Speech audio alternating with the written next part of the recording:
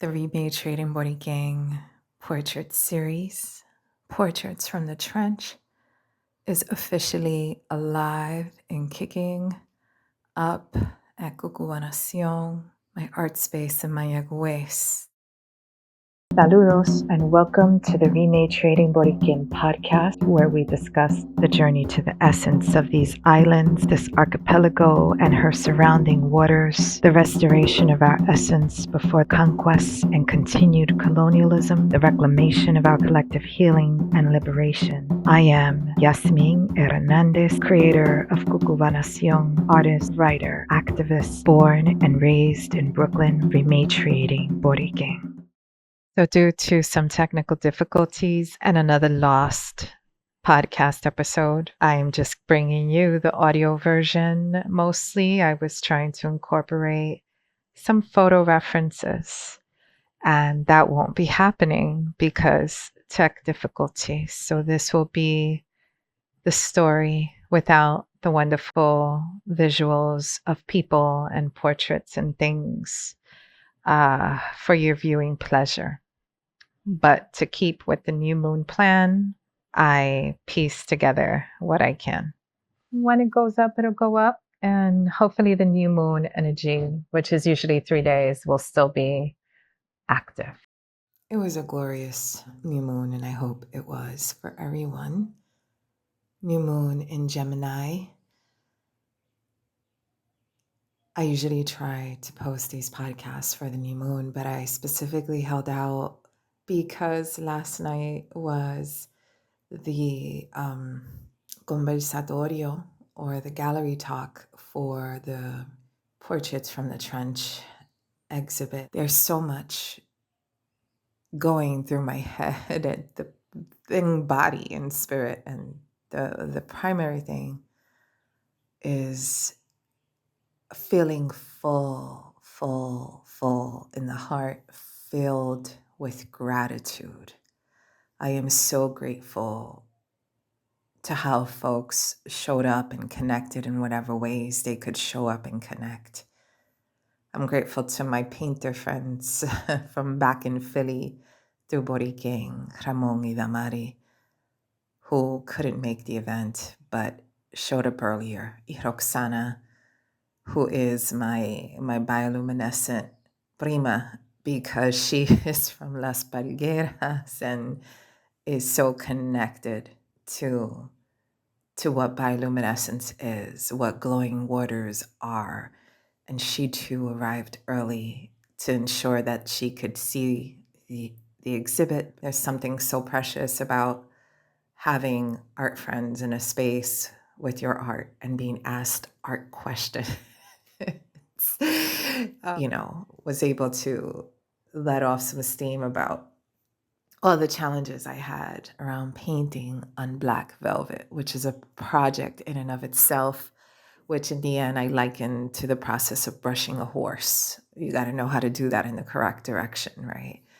Painting, I like to take my hand in circles and cover paint as fast as possible. That's not going to work.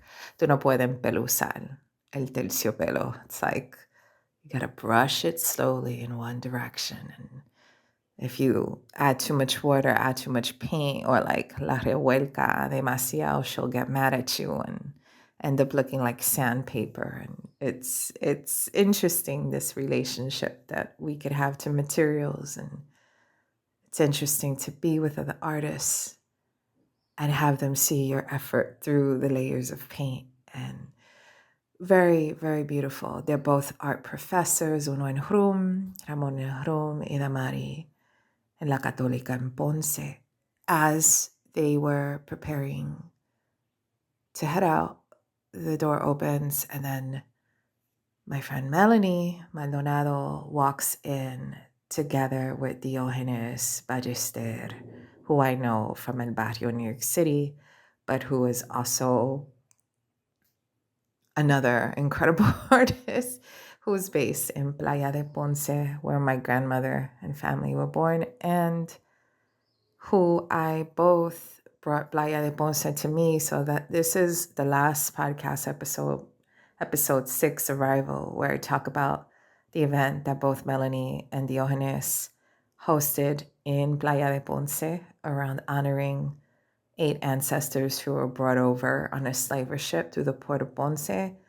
And then they came last night to Mayagüez, which is an hour and a half, like an hour if you drive fast away, and really, really just surprised the heck out of me.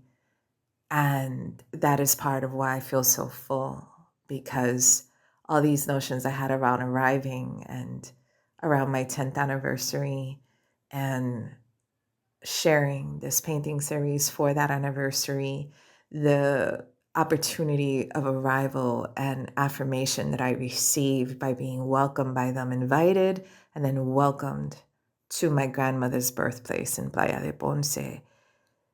If it felt like an anchoring, a rooting, a grounding in this 10th year. And now to have them come to my space and see the work that I'm doing there, and then have that similar artist conversation with Diogenes. Diogenes sat at an artist talk that I did at Calitos Cafe in El Barrio in East Harlem. What year was that? That was like, yo ni sé, it was somewhere between 2004, 2005, 2006. Por ahí. And Diogenes had made, and we had talked about support for artists, whether artists get support and funding and all of that, and the limitations we have sometimes, and limited resources, so that there's some projects and ideas that we can't carry out fully. And Johannes made this statement, which was, you can't wait on resources. You just have to start doing what you do with what you have. And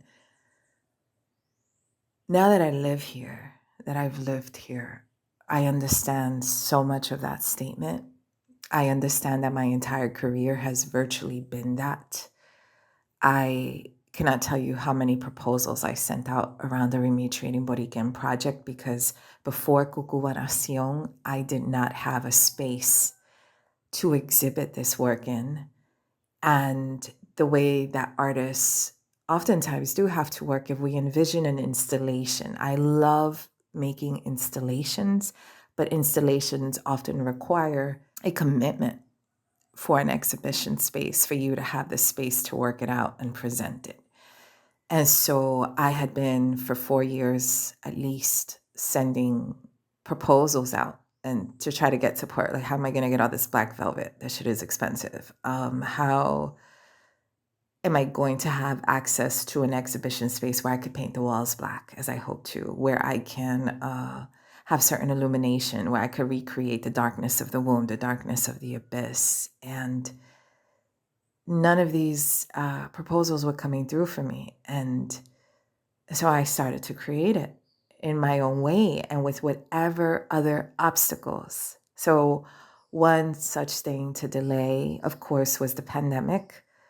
Not really being able to open my own studio space, because then I did get a studio space and I figured I could workshop it there at least. I could do the interviews there at least.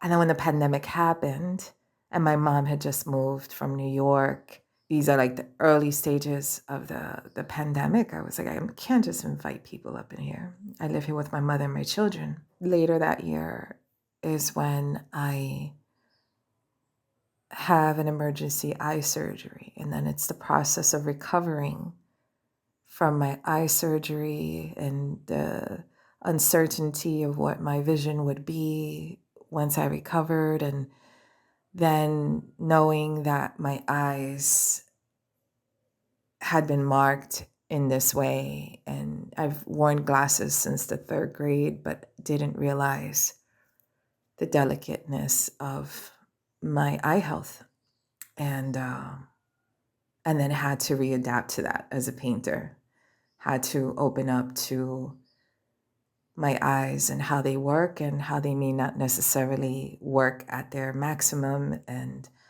how to recalibrate to what I now know about my eyes. I'm 2021. I just get serious about, you know what?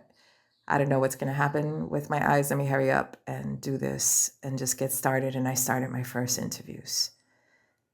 And then fast forward to 2022, in the spring, I submit a proposal to NALAC, the National Association of Latino Arts and Culture, who were the folks that supported my Vieque Tierra de Valientes exhibit in Vieques. And the Center for Puerto Rican Studies gave me a travel grant to return to Vieques 3 separate times in 1 year to research for that project, which I did in 2008. I was doing that research. The exhibit was in 2009. So here is NALAC again, and they give me the grant.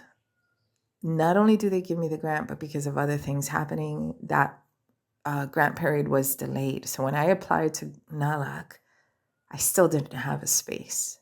And because it was the tail end of the pandemic, if the pandemic has ended, I proposed a virtual exhibition, an online exhibition, which that's how we came out of the pandemic, everyone doing online exhibitions. And now we have this AI shit that we're like, fuck, I don't want to do an online exhibition. When I get on top of this whole thing of doing the interviews and getting started as Diogenes suggested, not waiting for a darn opportunity, just hay que hacerlo y es tanto de cómo vivimos aquí en este archipiélago, haciendo con lo que tenemos. And what I find is that when you work with what you got, then what you need starts to trickle in or seep in. I applied to NALAC in 2022 and proposed this online exhibit. Several months later, I manifest the CucubaNación space. And even though I'm not doing the Rematriating Boriken project at that point, I knew that I would eventually, but I opened up the space with the CucubaNación series and talking about bioluminescence. Opened CucubaNación in November of 2022. In April of 23, I received the grant. And at that point, I had already been doing rematriation events. Hadn't started the interviews yet again in this space, but I was doing collective events in this space. And so now I have my own space. And that is where I was able to share this work. And the beauty of being able to workshop an installation or what it is to present this work to the people of your community when the folks in that room are the people you've painted. Or they're the people you've painted, they're your friends. They're the folks who support you in your work. They're the folks that you're doing these workshops together with. They're the folks that you engage with. They're the folks that you are navigating these realities with, this abyss with, this darkness with, this beautiful cultural pride with, this rematriation journey with. That whole space, I think, has been converted into the womb, into the abyss. That was what my proposals would be. How can I make the lighting and paint the walls in such a way that this would feel, or that the viewer would come in here and feel like they're in the abyss, they're in the trench, they're in the womb. And I realized that last night we succeeded at that. That space was indeed a womb. It became the abyss. It became the trench, not in a scary, dark, freezing cold way, but in a warm, belonging, being held, womb type way, in the conversation that ensued between all the folks that gathered there. And Diogenes in our conversations from El Barrio to Playa de Ponce to this space. And Melanie's conversations from Chicago to Florida, because she lives in Florida, now being in that space, talking about rematriation as a journey, not the arrival, not a place, but a journey that transcends place. Being there with Janiahos in one of the paintings and her two cousins visiting from Boston, and their connection to this archipelago and the cousins' desire to be back. Rosie's journey from the Bronx, Susie's journey from Boriken to the Carolinas back, Mina's journey from New York to Florida to California and back. And these conversations that rose from the space, Maria Benedetti's journey through plants, through El Barrio, reconnecting to her culture, and then choosing to come here to work with plants. Lo que salió ahí fue como que este encuentro. It is all of us hearing and listening to the land, to the waters, and to this call that we're called here. We're called to be here in different ways, show up in different ways, but show up always with our respective medicine, whatever that is, our offering, whatever that is, and to exchange and to share. And that's what we did last night. And towards the end, the Hernandez was like, a mí me gustó esto porque esto es como un support group y lo necesitamos. And that was really dope because it was advertised as a gallery talk or un conversatorio more than my gallery. It's like my intimate art space / studio / community space. And yeah, that's what it became. We opened up the conversation in a way where people cried, people shared, people laughed, people were in awe of each other's journey, and it was like painting and life. And it was like my friend Drace says in Chicago. Andres Hernandez was another incredible artist. He talks about mine and Ivan's journey here, and he says, life as practice. Beyond my creative practice, beyond my artistic practice, life as practice. It's living all of this, the lived experience of everything that I paint about, that I talk about, that I write about. I'm not just theorizing. I'm not just analyzing. I'm not just researching and reading books and talking to people and interviewing people, and I do all those things. I also live it every day.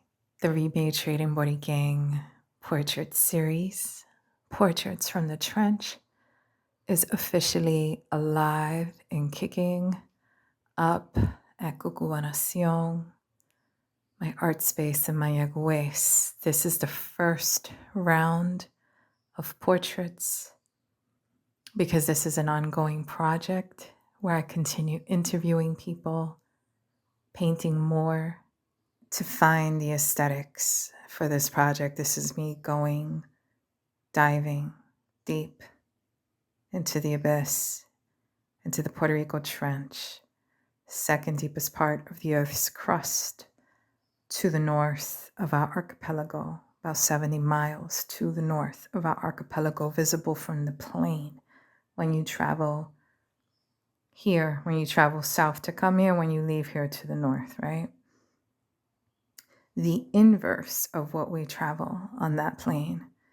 Puerto Rico Trench is about 28,000 feet deep. You know that a plane can travel around that altitude and higher into the 30,000s por ahí. Looking away from the conventions. Looking away from the conventions means that I no longer work on white backgrounds. I don't really know when was the last time I painted on a white background. For the most part, if I have a white canvas, I will paint it black before I paint on it. This has been something I've been doing since a 2006 trip to the bioluminescent bay in Vieques, and something that I began to do more actively since Hurricane Maria, which is what then inspired Hurricane Irma, I should say, and then Maria, because they both left us in the dark for months. And then my next project to emerge from that within months of that experience. So if my light came back in January of 2018, my electricity, I should say, at home, it was that May that I started painting the first works of the CucubaNación series, which then developed into what is the CucubaNación space in Mayagüez that is literally across the street in front of the CucubaNación mural, which I created the same week of the May Day protest in San Juan, May 1st, 2018, in which people were protesting austerity measures from the odious debt.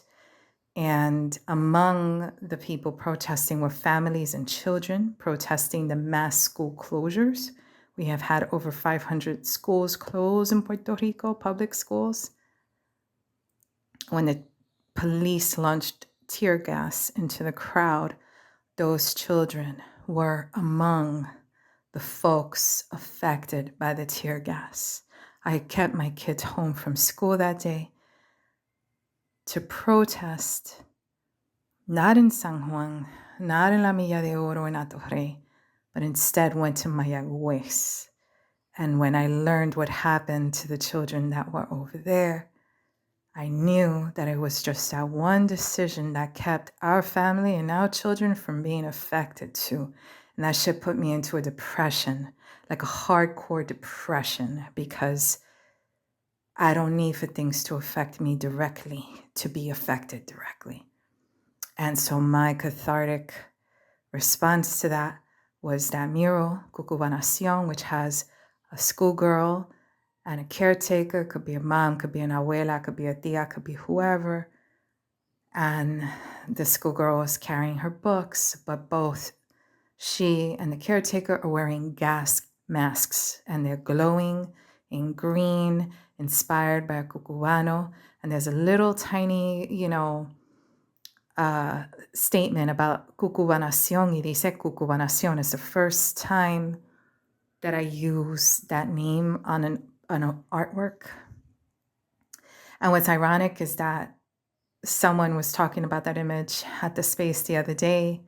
I made reference to the pandemic, and I was like, well, actually, that was created 2 years before the pandemic, that reference to the gas masks, right? Which is interesting, because then when Bad Bunny comes out in the following year, in verano del 2019, con Ricky Renuncia, o que hicimos que Ricky renunciara, and Bad Bunny comes out with his face mask. So that was the first CucubaNación series, and by then I was hardcore, everything, Black backgrounds. The whole series returned back to the bioluminescence of the dinoflagellates as well, which I had done in honor of Vieques, dinoflagellates being the organisms that glow in our waters and our bioluminescent bays, primarily because I've been told by people that they've seen bioluminescence throughout the archipelago, but there is a very unique, very special, world-famous concentration of these organisms, thus creating a bright effect of bioluminescence, with Vieques Bay being the most bright in the world. And that effect happens there in Vieques, in Fajardo, and in Lajas, lo que le dicen las palgueras. For this project, I am taken to another level of bioluminescence. So the sort of chronology, 2006, go to Vieques, blown away by the bioluminescent bay. I'm like, oh my God, this changed my vision forever, changes my aesthetic. 2009, I debut the Vieques Tierra de Valientes exhibition in el Museo Fuerte Conde de Mirasol, El Fortín in Vieques. That's 2009. And in that exhibit, I debut the first 5 paintings inspired by Vieques bioluminescence, which is using the blue palettes, the luminous blue palette on black. And 2 portraits that I did for that were David Sanes Rodriguez, killed by a U.S. Navy pilot in April 1999, and also Ángel Rodriguez Cristobal, Cialeño, who had protested against the U.S. Navy in Vieques, had been arrested, sent to a federal prison in the United States in Tallahassee, Florida, and on Veterans Day appears dead in his prison cell. And it was told that he had people were told he had committed suicide, but his autopsy later revealed that he had been beaten. There's a photo of his body that shows his face, and I mean, clearly he had been beaten. He had been killed.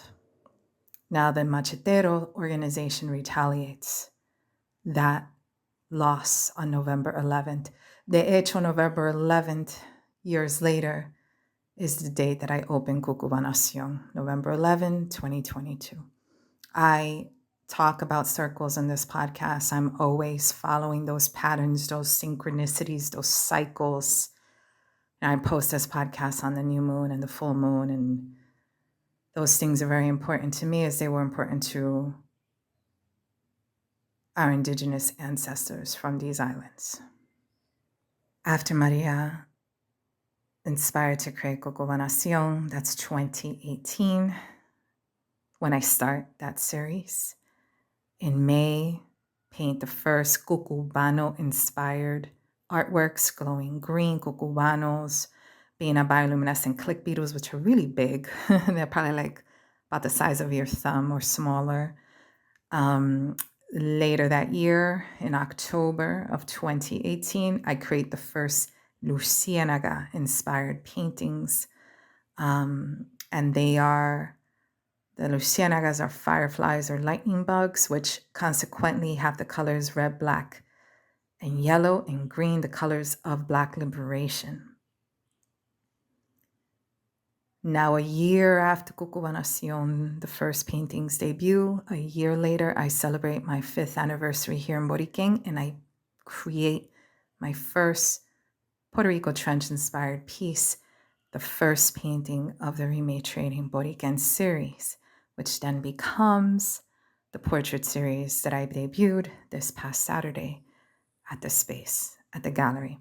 For me, it is another form from Dinoflagellate to Cucubano to Lucianaga, that down in the abyss, down in the trench, the infinity, almost infinity, right, of what is the deep sea, which is the most prevalent habitat on our planet. And I love this National Geographic reference that says that because of the abundance of the sea and the deep sea, that the most prevalent language on our planet is not any of these colonizer languages, whether it be Spanish, Portuguese, y todo eso, English, lo que sea. The most prevalent language used on our planet is actually light. It is the light of bioluminescence. Algo que es bien interesante, bien bonito de los cucubanos, the way that our cucubanos glow, is that they have these 2 dots that glow on their thorax, behind their heads, and then their abdomens, like the firefly, lights up as well. But the Cucubano alternates those lights. So when you look at it, it kind of looks like a vehicle with 2 headlights and then the tail light, right? And you see this creature alternating those lights, and those lights are used in different ways. They could be used to repel predators. They could be used to attract mate. They are clearly communicating. There are ways that bioluminescence works in different forms, where unlike the Cucubano who lights up itself, there could be different forms of bioluminescence that work symbiotically. In a symbiotic relationship, both benefit.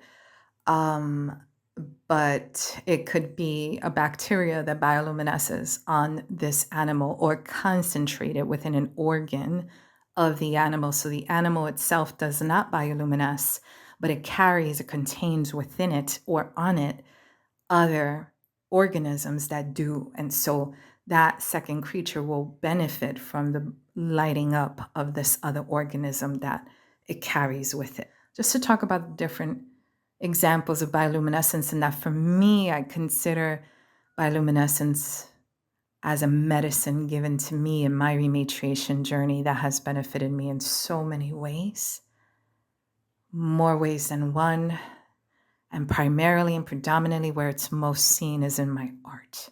The art that I have come to create since before arriving here, Vieques being the place donde me nace este deseo, este mandato.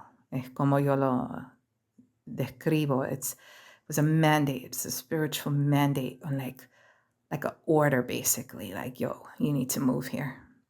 And I did anticipate moving to Vieques for some time, but then somehow, through the circles of life, ended up in el oeste de la Isla Grande de Boriken. bioluminescence for me becomes the magic. Like, I never had heard when before moving here that there were these apagones, that the darkness would be so prevalent. This is something that really sets off when we move here. Like, I'm not saying we brought the darkness, but people who had lived here before, people who had lived here and left, talked about how the apagones were not part of their experience here to the level that I experienced them. From the moment I moved here, I would experience apagones on a weekly basis where I was living. And these are things that Latinos, or certainly Boricuas in the States, were not talking about. They would talk about it in other countries, or the other Latinos talked about it with their respective home countries. But it was never part of the narrative with Puerto Rico as the so-called shining star of the Caribbean colony of the U.S., ¿verdad? Que las cosas aquí estaban supuestas a estar bien bonita, bien perfecta, in comparison to everyone else, right? The model of U.S. colonialism in Puerto Rico presented as like this positive thing. Yo llego en el 2014, ese mismo verano es cuando se anuncia la deuda. We arrive in May and boom, by the summer, all the news was talking about the debt. Austerity starts there, the big austerity to hit. This is top of the dome. I'm not looking up statistics and dates and references for this, but I'm going by my lived experience, which, if I remember correctly, we arrive in May of 2014. That summer, they announced that the second summer of 2015, suben el IVU, right? So we have this FN sales tax of 11.5%. Doing compra, which already, because of the cabotage laws, was super expensive here. And now encima de esos impuestos tenemos el IVU, right? The other tax of 11.5%, which is the highest beyond any state of the U.S. These are the things that we are living here, más los malditos apagones. Down to, this continues every time it rains, the light goes out. And then we have a national power outage where all of Puerto Rico is in the dark for, I believe, 3 days in 2016. Literally September 2016, a year before Hurricane Irma and Maria. It was literally a year before Maria, because it was around that time. I remember going to Hormigueros for Grito de Lares, and when the sun went down, it was dark, and there was a truck there with its headlights lighting up the property because this gathering was still occurring in the dark. Y eso fue un año antes de María. María pasa el 20 de septiembre y ese segundo Grito de Lares lo pasamos en los oscuros. And so this is where this aesthetic is rising for me, re-emerging for me, because my true aesthetic in darkness really begins as a kid, seeing paintings on black velvet with black lights, right, in relatives' apartments, in those like old school basement holiday parties with Christmas lights, and the walls painted dark. It's all like dark and danky up in these basements, but like there was like salsa dura playing, and I just remember the music of this time. We're talking like late 70s, early 80s. I was mad young, and this is part of the aesthetic that is building in my head. And so seeing like these black velvet paintings of like women in afros and Black Panthers, and there, to me, you had those cheesy ones, the more souvenir ones. De hecho, my family had come here and went back to New York with a souvenir on black velvet que decía Puerto Rico, y había una imagen del morro, otro de un coquí. But what resonated in my mind were like those expressions of black and brown power on these black velvet paintings. And black velvet, what's so beautiful about it is that it's like the blackest black. It's like a rich, deep black, and that texture, that velvet texture, absorbs light in such a way that it gives you the blackest black. And so black being the color that absorbs, that is created when all of the light spectra is absorbed. And white is sort of like, it bounces all the light back, right? So it's not absorbing anything. but the black takes in every color and it gives you that deep, dark richness. And for me, where everyone was taught to fear blackness, as I say, in our, in the darkness and in our skin, black was taught as something undesirable.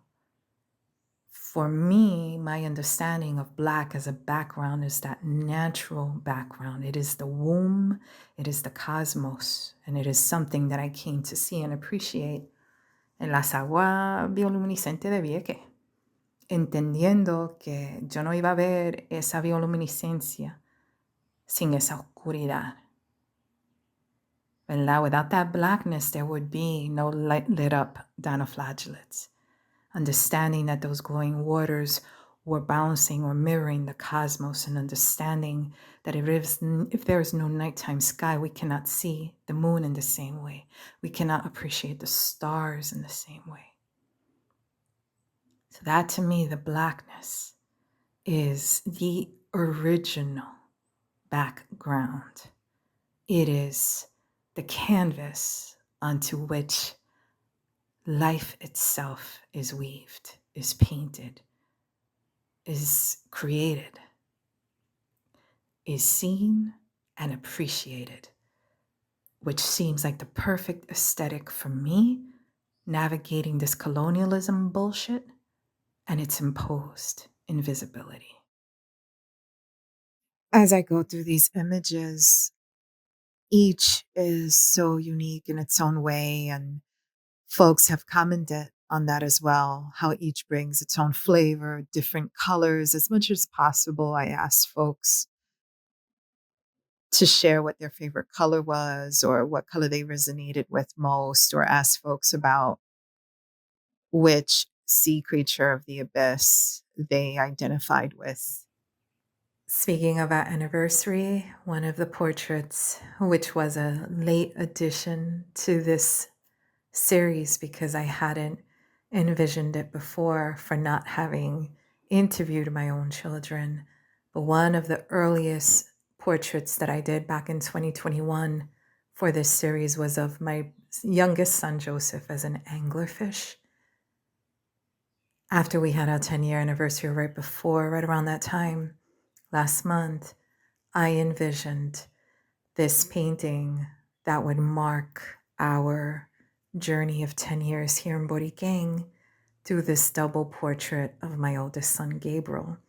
This portrait is called 515, which is the date on which we arrived.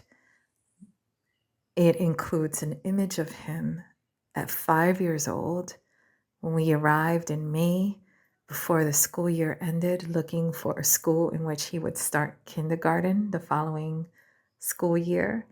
And it also includes a portrait of him today because a few weeks before our 10-year anniversary in Borikén, he turned 15. So 5/15 is the date that we arrived in Borikén, but 5/15 also marks our first son's ages of how old he was when we arrived and how old he is now at our 10th anniversary, looking at our trajectory through the growth of our children.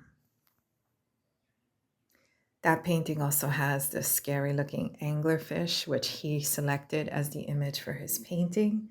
I love it because it hangs right under the image of his brother's anglerfish, but the anglerfish with all the filaments and stuff was found recently a female anglerfish with all those filaments and with the ferocious teeth. And so I actually see that fish in the painting as me, as the mama bear, like the protective force hovering above my child, wrapping him in my bioluminescent filaments. What ultimately informed each piece was the interview. The interview, and also in some cases, knowing the person beyond this project. They're my friends, and knowing elements about them that I wanted to bring forth in each portrait in different ways. I was able to personalize, like, for example, In the case of Matthew, though not represented in the quote that was included on his portrait, one of the most fascinating things to me about his interview was his discussion of hurricanes and how Hurricane Maria became that pivotal moment that just awakened him to his heritage in Puerto Rico being this place that he needed to connect to more, its history. He needed to learn more, connect with more. But within that story, and I know so many people that came that chose to move after Hurricane Maria, which I always find fascinating. That I think most people would see an experience like that and be frightened about living here, not just because of the prevalence of hurricanes, which is a reality of the Caribbean, a reality of the eastern seaboard of the United States, ¿verdad? Los huracanes no pasan solamente por Puerto Rico, suben por la Florida y las Carolinas y por ahí para arriba. But that he was born during Hurricane Gloria. And I thought that that was fascinating because I remember vividly Hurricane Gloria as a child in Brooklyn and how we all took refuge in my tia Aide's house. And she had made like a big asopao. And, we had an experience there in Brooklyn that I'm sure the family had in the past in Ponce going through other hurricanes, but that we had not lived in New York until Hurricane Gloria. And so I included this spiral, which was probably one of the most challenging things I painted, more so than any of the portraits, was that darn spiral. But specifically looked up a satellite image of Hurricane Gloria, so that although the spiral is not an exact replica of this hurricane, it's actually a red spiral with calligraphy in it and some purple swirls as well. His chosen color was purple and red as a secondary color. The form of that spiral is pretty much based on the satellite image of Hurricane Gloria. So trying to weave in elements like that. I touched upon the calligraphy and the quotes, and I should say that as much as possible, every portrait includes a quote or various quotes taken from their interview, which for me was that sort of resounding message of my conversation with them, but also ensuring that there wouldn't be too much redundancy, so that even though there's several paintings, for example, that talk about displacement, desplazamiento, because some of the quotes are in English, some of the quotes are in Spanish. Folks interviewed in whatever language they felt comfortable speaking, or some folks went back and forth. So, for example, desplazamiento being one of the themes. It comes up in 3 portraits specifically that I can think of off the top of my head. I'm looking at Jadi's portrait right now, and I had asked Jadi the question of what sustains her here is a question I ask of everybody. What sustains you? How do you sustain yourself? Which folks could choose to respond in any way. And one of the things that I preface that question with is that there are many currencies. So it doesn't necessarily have to be a question around how do you sustain yourself financially, right? What are other resources that sustain us? What sustains our spirit? What are the joys that sustain us here? Well, Jadi's response to that is that what sustains her here is el coraje, ¿verdad? And it's something she speaks to often about the rage that one experiences witnessing the injustices here, the injustices of colonialism, watching things unfold before our eyes, like the ridiculous gentrification, the way the lands are being seized, the skyrocketed rates of rents and real estate prices here, or that the rents are not even for families and long term because so many of the rents have become short term Airbnb rents, so that families needing to leave and rent a house don't even have that as an option. Y pues, she talks about that rage as the thing that sustains her, as in, let me go over there and read this quote, but basically stating it's that rage that keeps her here, right? So, yo vivo con coraje, vivo con dolor, amor a mi país. So I live with rage, I live with pain, love for my country.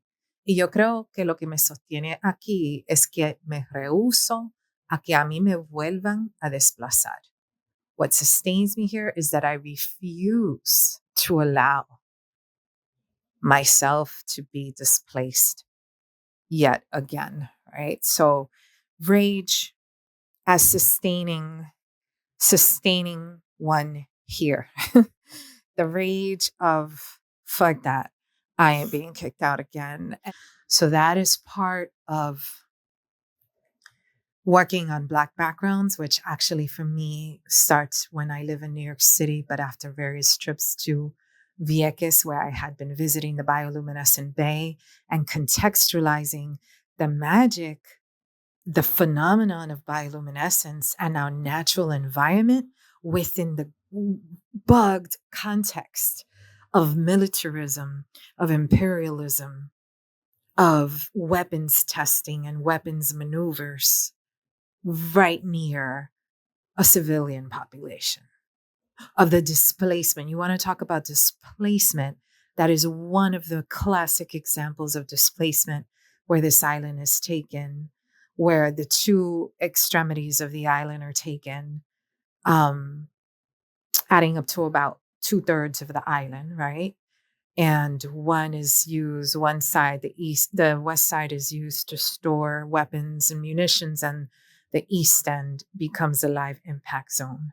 And then you sandwich those people who were left and who stayed, because so many of them you sent out to either Isla Grande or to St. Croix. A lot of Yakenses had to go to St. Croix. And those who got left behind or stayed or resisted and stayed were displaced to the center of Vieques. And then what that meant, que la gente le dicen el sándwich de jamón y queso de Vieques y de la Marina, porque entonces you take these convoys, these air, these land and sea convoys, and you transport the bombs from the west end right through or right over the civilian population to then detonate them on the other side. And then when you detonate them on the west side, the east side where the sun rises is also where the trade winds blow from. So those Caribbean winds are going to come from the east. So if you just detonated something, you got a nice little mushroom cloud going up in the sky. Those Caribbean breezes are now going to take all that shit and blow it right over the civilian population, right? So now we're contaminating the air. And if those clouds come and rain down, then all that stuff gets rained down on the people. So these are the sort of things that we've been seeing in Puerto Rico historically, and the things that I'm trying to weave into this project by simultaneously holding all things. A lot of times we see people picking and choosing what they want to focus on. La gente que quieren hablar de peace and love solamente, que a mí me encanta hablar de peace and love, pero yo no te voy a hablar de esas cosas sin hablarte de la oscuridad, sin hablarte de las injusticias, right? Sin hablarte de la rebelión, because for me, you have to hold all sides, all of it. And so painting on dark backgrounds, yes, is a reference to Luma. Yes, is a reference to colonialism and its shittiness. Yes, it's a reference to imposed invisibility of colonialism. Yes, it's a reference to the weak ass colonial grids that get blown out for whatever relámpago, whatever storm, or for no reason at all. And at the same time, working with Black backgrounds is a reference to a very sacred, natural backdrop that is the cosmos, that is the night sky, that is the nighttime ocean that allows our bioluminescent dinoflagellates to glow. That is the womb, right? It's honoring. There was a concert that Draco Rosa did where it was called Lo Sagrado y Lo Maldito. No sé si fue el Sagrado y Maldito o el Maldito y Sagrado. It is to honor the sacred and the damned at the same time. And it's not to say honor colonialism and all that shit. I don't want to honor that in any way, but it's also honoring that darkness within us, that darkness of being afraid, that darkness of perhaps conformity, of knowing that these things are not correct, but sometimes not knowing how to battle all the time. Of some of us who have battled so much that we now fall prey to other things, to illness, to depression, to mental health issues. That darkness in us that sometimes causes us to cause harm to ourselves and to the people we love right here. So that instead of focusing on the magnitude that it is to battle these oppressive forces, we wage these subliminal battles on ourselves and on each other, thus helping the work of the colonizer. All of these things, all of these complexities is what I weave into art, is how I make sense. It is my catharsis. It is my therapy. It is my joy. It is my healing. It is my decolonial practice. It is my healing practice. It is part of my liberation praxis. But it is also taking the wisdom of so many people and so many journeys and just concentrating it in one place to say, I'm not going to allow for us to be invisible. I'm not going to allow for us, like I do too, to hide in our respective caves or cages, unheard and unseen. How do we take people out of the dark, bring them to the light, their words and their lessons and their reflections, and share them so that these surface as practices that we can exchange, that we can grow as we watch this unfold into a greater decolonial rematriation practice that is specific to the archipelago of Boriken. Thank you so much for tuning in to another episode of the Rematriating Borikén Podcast. Look for new episodes around every new and full moon. For more information about the topics discussed here, or the Rematriating Borikén Project, or Portraits from the Trench, please check with rematriatingborikén.com, our website. You can also find Rematriating Borikén on Facebook and on Instagram. You could also look up Yasmín Hernández art.com. Looking forward to future conversations on here. Blessings to everyone. Have a beautiful moon cycle.